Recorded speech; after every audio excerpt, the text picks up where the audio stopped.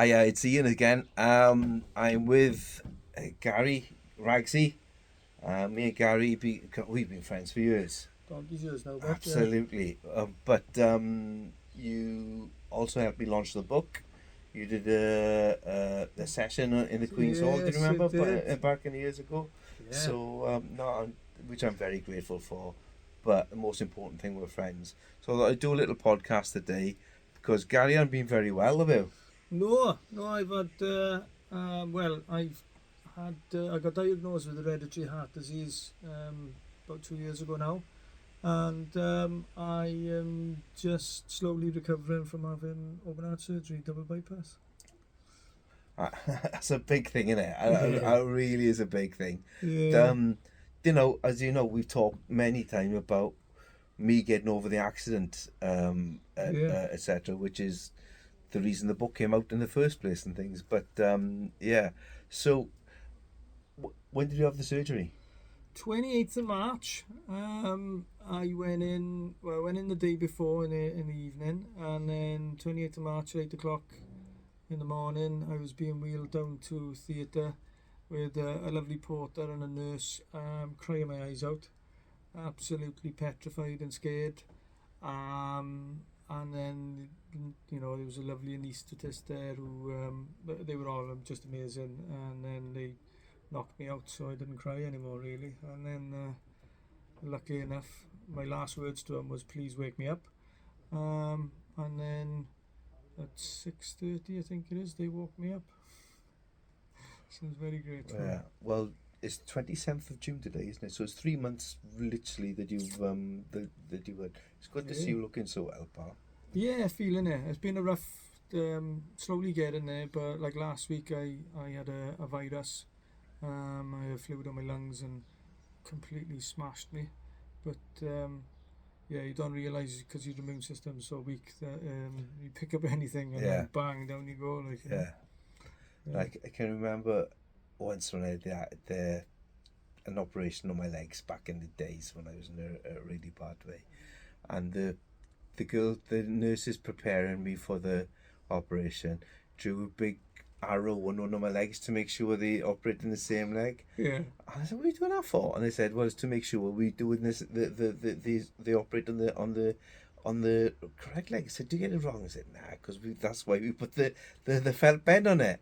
And I said, "Hey, you're gonna put it here?" I said, "Look, do me a favour, don't shave too much off because it really bugs me when you shave too much." Yeah. Like, and honest to God, mate, my back, everything from the nipples down to my toes, they shaved completely. I was completely hairless. It Yeah. must have taken about 20 minutes to do it. Yeah. But it's stories like that which keep it going, isn't Well, it? yeah, they did shave me in hospital, but like I said to them, there's not a great deal of hair over my body. It's all in my head and my beard, like, so Me too. they didn't have much to do, like, but I did find it quite funny that they were shaving me, like, I was like, oh, right, okay, I'll just leave the head alone. Yeah. So what's the next step, and pal? Just recovering at the moment. Slowly getting there. Got to work the voice. Gonna start playing guitar hopefully again now, because it takes about 12 weeks for the chest bone, for the sternum to knit back together. Yeah. So you're not allowed to lift a lot of things. You've got to be very, very careful. But now that's knitted back together, you can start properly rehabbing, and getting back to full fitness. And then hopefully, I wrote some songs with Steve Balsamo. Oh, I love Steve. Yeah. So we wrote a couple of really cracking songs together, and we're gonna record an EP of some sort. And we got some good songs there. And then obviously Chris Pete and the guys from North House and all that. And Tim Hamill and all that. We're all sort of collaborative effort on that one. And we're going to do a comeback concert hopefully, but until I know where my voice is, and trying to get it back to match fit, and the same with my playing and my body and all that. I'm not quite sure when that's going to be, but there is an aim to do a comeback concert of some sort. Hey, we have had a great fun this morning playing ukuleles together, haven't we? Yeah, really enjoyed that. It's been one of those things where I haven't been able to pick the guitar up because it's a bit too big and it was a bit too heavy. and even though you can just rest it on you, you can't really rest it on you when you're trying to sit in a chair when you're recovering. So I've been playing the ukulele, and I've thoroughly enjoyed it. It's been brilliant. So yeah, I'm playing ukulele. And you're really good at it, pal. I'm alright. Hey, you picked it up straight away. Fair play to you. I really enjoyed it. I like you're saying, it is one of the. I can remember seeing a busker playing the ukulele and a nice guitar behind him, and he had all these samplers, and he was doing like Fatboy Slim type stuff, you know.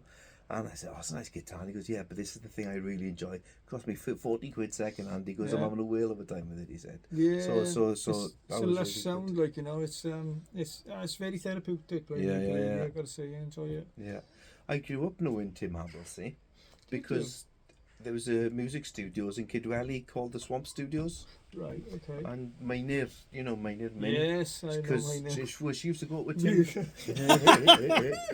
Well, she used to go out with Tim back in the day. So I mean, that's how I got to know Tim. Yeah, I mean, my great friends. We went to see Bruce Springsteen together the other day. Like, yeah. She good on his mind. Yeah, we were in primary school together and everything. You know? Yeah. Oh, fab, man. Fab. Anyway, Gary Ragsy Ryland, nice to see you, pal. I'm really glad you're getting better. Yeah, thank you. And I hope when you're driving again, come and see us in Narberth, yeah? Yes, I'm looking forward to sort of getting back on the road and heading down west and various places and seeing yourself and all those lovely people that I've Yeah, you got quite a crowd of friends and followers down with us now as well, haven't you? Yeah, well, that's it. Like, you know, whenever I'd gig anywhere, I'd try and get there early and go and experience the town and all that kind of stuff and sort of just have a chops with people. Yeah, you make a lot of friends that way. But that brings me on to another thing about you, because you're a qualified chef as well. Yeah. So when you're doing displays and what do you call them? Food demos. Yeah. You always buy local. Yes. You always buy local. You always believe in the high street, and you always look after the high street. I admire you for that. I think that's a really good thing. I try More my people best should to buy local than rely on supermarkets to click and collect and all that kind of nonsense. Well, yeah, I think it's that thing of like if you're cooking in a food festival, you know, that type of thing. You need to know what's surrounding you. You need to know what's available to you, and obviously you can go around the stalls. Yeah.